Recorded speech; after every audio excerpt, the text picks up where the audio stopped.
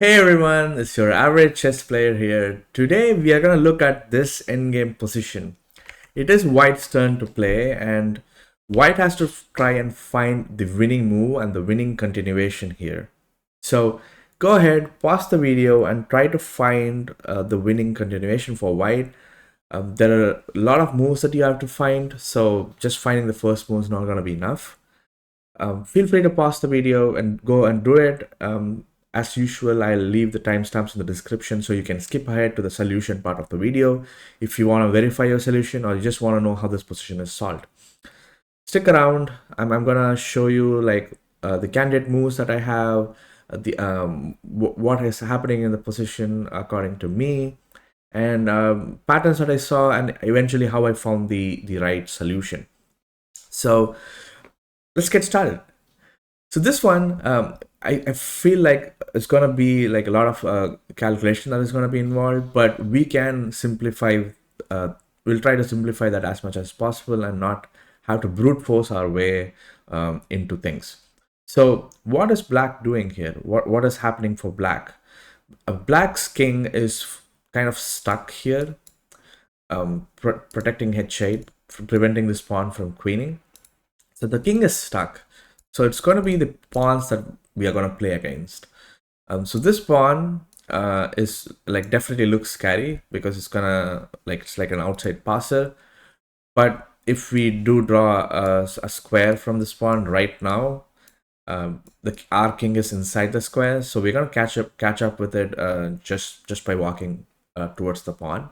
Even like if we play a move like king g3 and b5, even from this square, we will be inside the square because it'll be our turn to play, and then we can get into the square with king f3. So not to be too worried about it, but we know now that we can catch up to this pawn. So we'll just keep it there in our mind.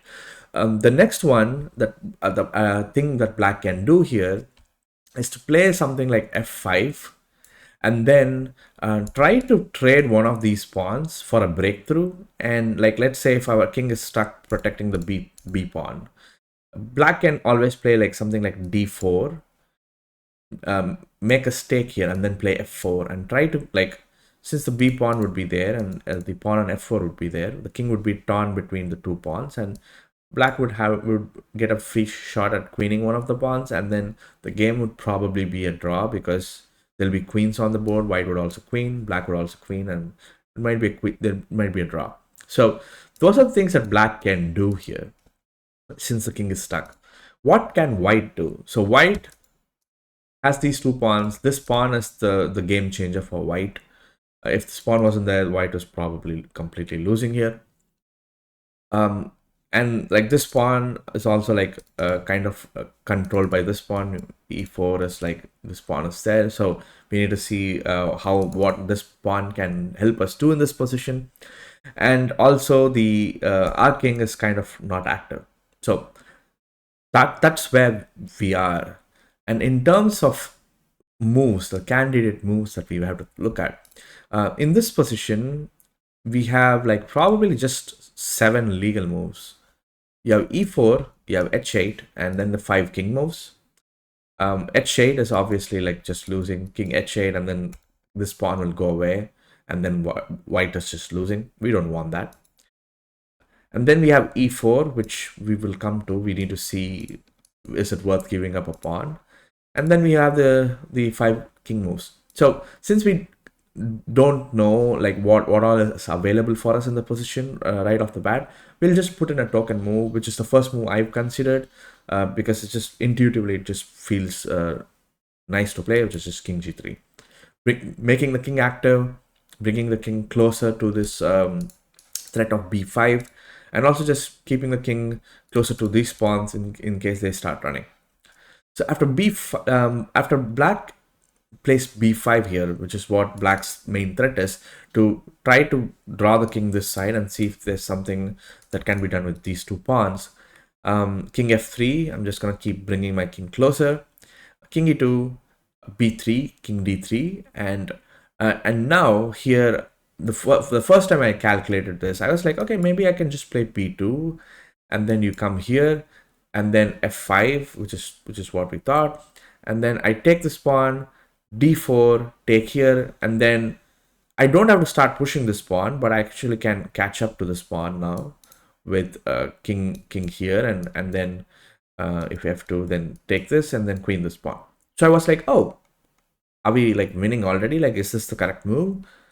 Unfortunately, no, because b2 is not forced here in this position. Black has this nice move of f5. So the thing what f5 does is it kind of forces white to invest a tempo to do something, and there's not much you can do here with white. King c3, let's say king c3, and black is not going to play b2 because we just saw that the same kind of similar position with king takes b2 and then f5 just before this. So here black has this nice move d4 check. I did discuss, like I didn't mention this idea when we started the position, but here it is even more powerful because king d4 is not possible because b2, just to put that on the board, and this pawn is going to queen and we lose. But so we have to play e d4 and then f4. Now we are kind of stuck between these two pawns. If we have to play d5. If we take if we take this pawn is going to queen. From f3 you can see, if I do this from f3 you can see that the king is not inside the square. So we play d5 and then both sides queen, and then it's just going to be a barrage of checks. We're going to take this pawn, and then black is going to keep giving checks until like these pawns are scooped up. It's a draw. Also note that in a position like this, playing something like king d1 would not work, which is also something I looked at, because after a move like f5, let's say king c1 and d4, e d4, this pawn race is something white will lose, because when you keep doing this, it's going to be it's the queening is going to be with a check, and after you move, this pawn is going to be scooped up, and then it's white is actually losing. So that's why in that position king c1 would not work. So let's go all the way back. So I think I showed everything that I had within this variation. Black, I don't think black can try any other move here instead of b5. b5 seems to be the best bet.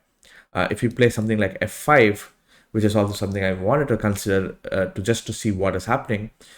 King f4, now if b5, I can take this pawn b4, and here I realized that I don't have like specific moves that I can play, because, and also like this pawn is kind of getting out of hand right now, and I was thinking like, okay, if I take here, I can't catch up to the pawn, but then I saw this a small pattern in the position, which is to play king e6, and after something like b3, not to panic here, but we just play head shade queens, forcing the king to take, and then we play king f7, b2, and then we mate in 3. And this is a nice pattern that is available in this position, and nice set of moves available in the position, which again, like I checked f5, and that's how I knew. So we know this is like a tactic or a pattern in this position that we need to remember. So we'll go back, but we'll keep that in mind. But again, like f5, king f4, like this wouldn't really like this would only work if black really plays f5, but black is not going to play f5. It's going to play b5 instead. So this kind of eliminates all the king moves, as like I would say, because all of them are going to kind of result in the same thing, I believe. King g2 for sure, king g1 was going to be the same. All these three are going to be gone. King h1 might be even losing because you're even far away from the b5 pawn, and then it's not going to work. And king h3, the problem with king h3 is that you're going to let the b pawn queen, and just to show the variation, it's a funny thing, it's a small detail. You could do the same head shade tactic with queening your pawn, but g6 is not available because the queen protects this. So that's why even king h3 is against anti-intuitive. It's not, it's counterintuitive. It won't work. So let's go all the way back, and we are here in this position, and now we have to start with the move e4 because that's the only move left. And with e4, there are only two options that you have to look at, which is d4 and de4. So with d4, which is the one of the options, we'll start with de4 instead because that looks fishy. So king g3 is the first move because we literally don't have any other moves. So we bring the king closer. b5, and here I can play the move king f4, and then black plays king b4. Sorry, plays b4. So here, if you take this pawn with king e4, this is losing for white. Because of b3, king d3, f5, black is gonna split the attention of the white king between these two pawns. You can't catch up with both the pawns. So that's not gonna work. That's where like you're stuck here. Like, what do you do? But that's where we know the pattern that we had, which is put the king on e6 and h8. So we play king f5 in a calm manner. Now you could queen any of these pawns, doesn't matter. Like if you play this, it doesn't matter. King e6, e2, h8 queens, takes here, queens, and then check here, oops, check, and then mate. So this line works. It works for sure. Even if black tries to play something like e3, you just clean up all the pawns. There's nothing much you can do. Like you can play f5, or you can push the pawn here. You can play f5. No matter what you do, it's gonna be like I can catch up with the pawns, or I can just go for checkmate. So it doesn't really matter. And here, like if you after king d4, if you play b3, then I can come here, catch up with this pawn, and then come here, catch up with that pawn, and then from here, like it's just an elementary way to win. Not king f6, it's a stalemate. So king e6. After king g7, we need the f7 square. Queens, we take. Not king f7 this time, it's a stalemate. We play this, and then you get the point from here. So we go all the way back. Just one more variation for the sake of completeness. Here, instead of d4, what happens if d4? It's kind of pretty much the same thing. You could let's try the move b5, king f4. You do this, king f5, you do that, and king e6. It's the same thing again. And if you try something like d3 first, and then I can just now scoop up all the pawns like in the other variation. I don't even have to take here. I can just queen the pawn and checkmate here. And that's the end game. I think I covered everything that I had. Let me see. Yeah, I did. I even had a variation with f5 here.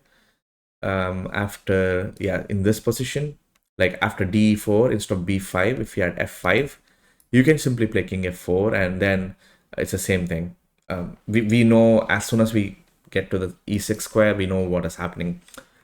And that's the end game.